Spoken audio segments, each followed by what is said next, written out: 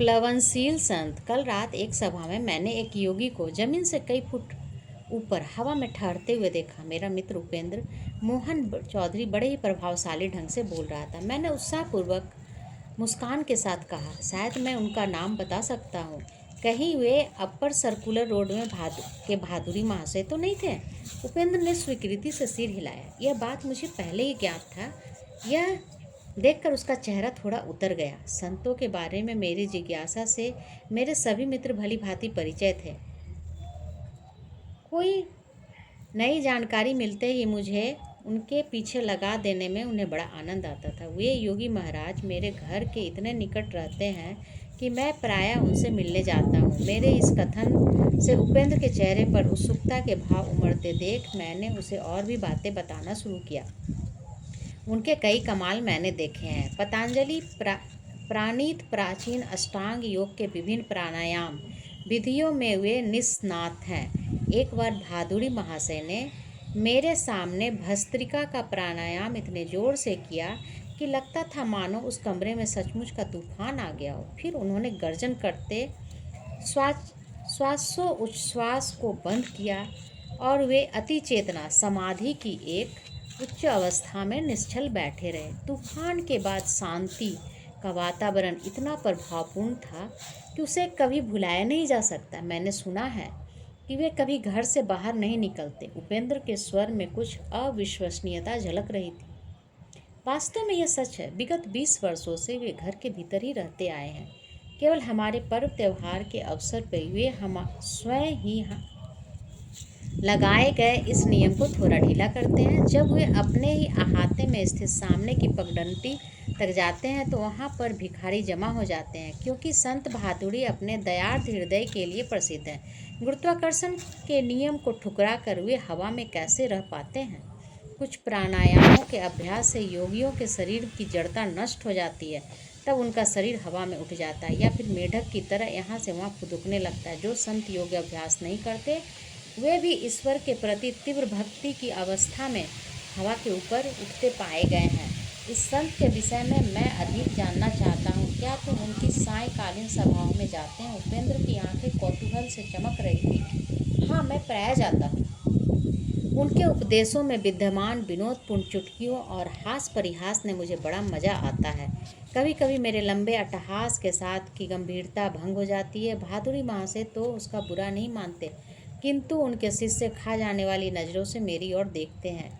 उस दिन दोपहर को स्कूल से घर लौटते समय मैं भादुड़ी महाशय के एकांत निवास के पास से गुजर रहा था तो उनका दर्शन करने की इच्छा हो गई। जनसाधारण के लिए उनका दर्शन दुर्लभ था। निचली मंजिल पर अकेला रहने वाला उनका एक शिष्य इस बात का ध्यान रखता था कि उनके एकांत में खलल न पड़े। यह शिष्य कुछ ज़्यादा ही अनुशासन प्रिय व्यक्ति था। उसने मुझसे पूछा कि क्या मैंने भेंट के लिए पहले से समय लिया हुआ है।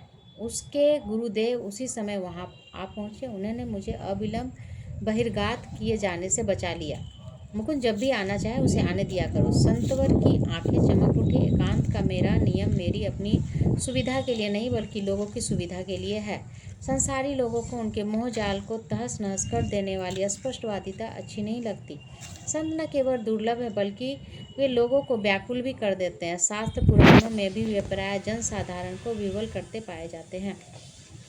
मैं भादुड़ी महाशय के पीछे पीछे अपने मंजिल पर स्थित उनके अत्यंत सादे कक्ष में जा पहुंचा, जहां से वे शायद ही कभी बाहर निकलते थे। संसार की क्षुद्र उत्तेजनाओं के तीव्र गति के नित्य बदलते चित्र की ओर संतजन प्रायः कोई ध्यान नहीं देते। केवल युग युगांतर में स्थित कालजयी सत्यों पर उनका ध्यान केंद्रित रहता है। संतों के समकालीन लोग केवल उनके संकीर्ण वर्तमान के लोग ही नहीं होते। महर्षि, जहाँ तक मैं जानता हूँ आप पहले ऐसे योगी हैं जो हमेशा घर के अंदर ही रहते हैं।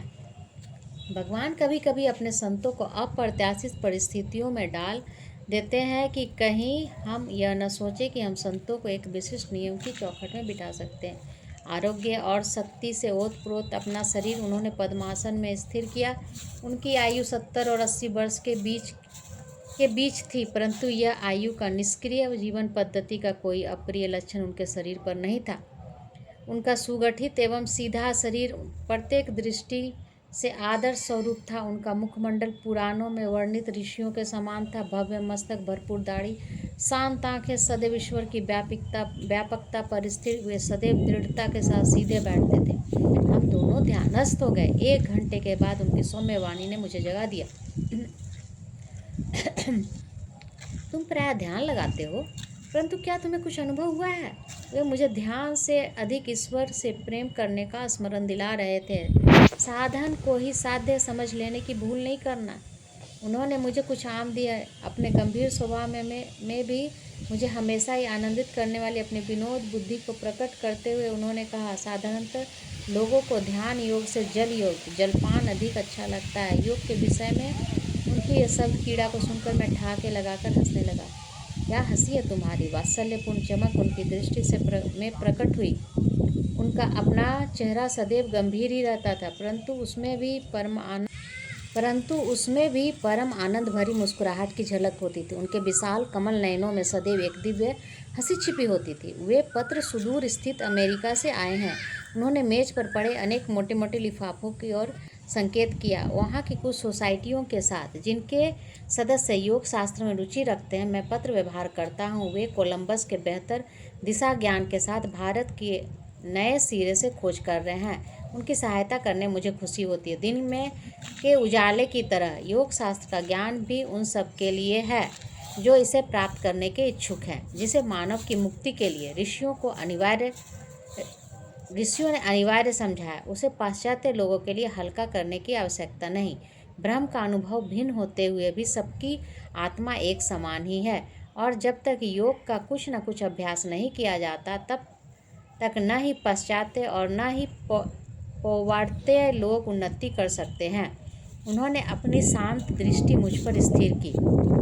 मेरी समझ में तब यह नहीं आया कि उनके वक्तव्य में भविष्यवाणी युक्त मार्गदर्शन छिपा हुआ था। वह तो केवल अब, जब मैं ये शब्द लिख रहा हूँ, उनके द्वारा प्रायः दिए गए संकेतों का पूर्ण अर्थ मेरी समझ में आ रहा है कि मैं किसी दिन भारत की शिक्षाओं को अमेरिका ले जाऊंगा। महर्षि, मैं चाहता हूँ कि आप जगत के कल्याण के लिए योग शास्त्र पर एक पुस्तक लिखें। मैं शिष्यों को तैयार कर रहा हूँ। वे स्वयं और उनके शिष्यों की श्रृंखला जीवन पुस्तकों का काम करेंगे, जो समय के स्वाभाविक क्षय और टीकाकारों की अस्वाभाविक टीकाओं से अछूते रहेंगे। सांध्य काल को उनके शिष्य के आने तक मैं अकेला ही उनके साथ रहा। शिष्य के आने के बाद भादुड़ी महाशय ने अपना द्वितीय प्रवचन शुरू किया। शांत बाढ़ की तरह अपने श्रोताओं के मन में कूड़े करकट को बहा ले जाकर वे उन्हें ईश्वर की ओर ले चले। विशुद्ध बंगाली में वे हृदय स्पर्शी दृष्टांत देते जा रहे थे। उस दिन भादुड़ी महाशय संत संगति को पाने के लिए अपने राजसी जीवन का त्याग करने वाली मध्ययुगीन राजपूत रानी मीराबाई के जीवन से संबंधित कुछ दार्शनिक तत्वों को समझा रहे थे। एक बार महान सन्यासी सनातन गोस्वामी ने मीराबाई से मिलने से इसलिए इनकार कर दिया कि वह स्त्री थी। उत्तर में मीराबाई ने जो कुछ कहा, उसे सुनकर गोस्वामी विनम्र बनकर उनके चरणों में नत हो गए। महात्मा जी ने से कहो, मीराबाई ने कहा, कि मैं नहीं जानती कि सृष्टि में ईश्वर के अतिरिक्त और भी कोई पुरुष है। क्या हम सब उनके सामने स्त्रियां नहीं हैं? शास्त्रों का एक सिद्धांत यह है कि केवल ईश्वर ही एकमात्र सृजनक्षम पुरुष तत्व है, और उनकी सृष्टि तो केवल निष्क्रिय माया है। मीराबाई ने भक्ति रस से ओत-प्रोत अनेक पदों की रचना की है, जो आज ही भारत में प्रेम और श्रद्धा के साथ गाए जाते। उनमें से एक है, साधन करना चाही रे मनमा, भजन करना चाही, प्रेम लगाना चाही रे मनमा, प्रीत लगाना चाही। नीर नहन से हरि मिले तो जल जंतु होई, फल मूल खाकर हरि मिले तो बहादुर बंदराई। तुलसी पूजने से हरि मिले तो मैं पूजू तुलसी झाड़, पत्थर पूजने से हरि मिले तो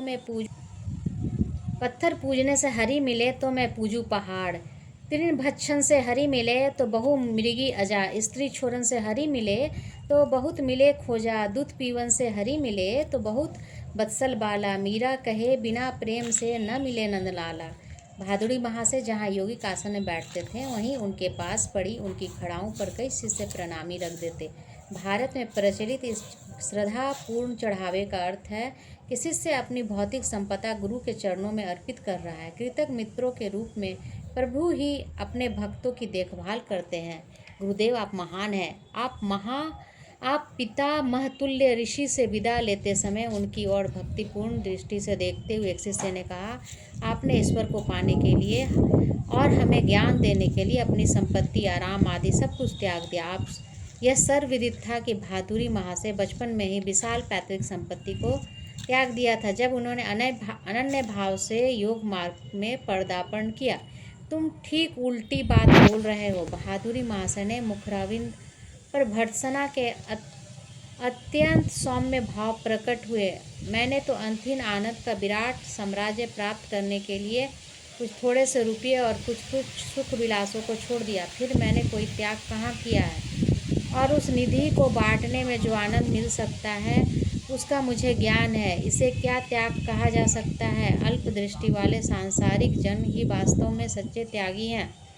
वे अद्वितीय दिव्य संपत्ति को संसार के मुट्ठी भर तुच्छ खिलौने के लिए त्याग देते हैं। त्याग की इस लोक विरुद्ध व्याख्या को सुनकर मेरी हंसी छूट गई, जिससे किसी भी भिक्षुक अंत को तो कुबेर का मुकुट पहनाया जाता है और धन गर्भिता करोड़पतियों को अनभिक शहीद बना दिया जाता है। विधि का विधान हमारे भविष्य की योजना किसी भी बीमा कंपनी से अधिक अच्छी तरह बनाता है। उनके ये निष्कर्षात्मक शब्द उनकी अपनी श्रद्धा का अनुभव सिद्ध धर्म था। आज संसार बाह्य सुरक्षा में ही विश्वास करने वाले बेचैन लोगों से भरा हुआ है। उनके कटु विचार उनके ललाटों पर अंकित घाव चिन्हों के समान है। जिसने हमारे प्रथम श्वास के साथ ही हमारे लिए हवा और दूध की व्यवस्था कर दी, वह भगवान अपने भक्तों की दिन प्रतिदिन व्यवस्था करना भी जानता है। स्कूल की छुट्टी होते ही इन संत के द्वारा की तीर्थ यात्रा करने का क्रम मैंने जारी रखा। आंतरिक उत्साह के साथ वे अनुभव लाभ से मेरी सहायता कर रहे थे। एक दिन वे मेरे घर से दूर राम मोहन राय रोड पर रहने के लिए चले गए। उनके श्रद्धालु शिष्यों ने उनके लिए वहां नगेंद्र मठ के नाम से एक नया आश्रम बना दिया था। यहाँ मेरी कहानी अचानक कई वर्ष आगे निकल जाती है। फिर भी भादुरी महाशय के मुझसे कहे गए अंतिम शब्दों का उल्लेख है मैं यहाँ करना चाहता हूँ। पश्चिम की ओर प्रस्थान करने से पहले मैं उनके दर्शन करने गया। आशीर्वाद पाने के लिए मैं उनके चरणों पर सिर रखा। बेटा, अमेरिका जाओ, युग युगांतर में भारत की महिमा को अपनी ढाल के रूप में ले जाओ। विजय तुम्हारे ललाट पर लिखी है।